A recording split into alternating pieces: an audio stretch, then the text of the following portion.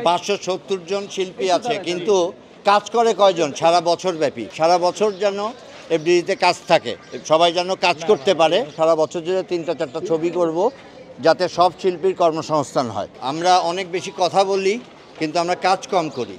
আমাদের এই যে শিল্পী সমিতির ইলেকশন, এতগুলা শিল্পী এটার মেম্বার, 570 জন শিল্পী আছে, কিন্তু কাজ করে কয়জন সারা বছর ব্যাপী? এই জিনিসটা আপনারা খেয়াল করবেন, কারণ শিল্পী সমিতির ইলেকশন, এই ইলেকশন ঘিরে যে চাঞ্চল্যতা, এই চাঞ্চল্যতাটা সারা বছর যেন থাকে, সারা বছর যেন এফডিসি এরকম কর্মমুখর থাকে, সেই চেষ্টাটা আমি করে যাচ্ছি।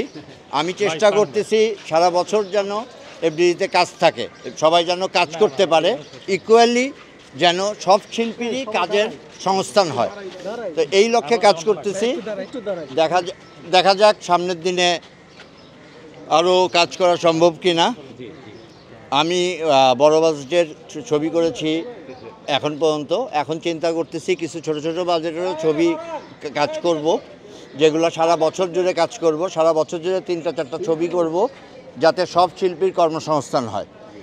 আর শিল্পী সমিতির এই ইলেকশন ঘিরে যে চাঞ্চল্যতা সৃষ্টি হয়েছে, এই চাঞ্চল্য দেখে ভালো লাগতেছে।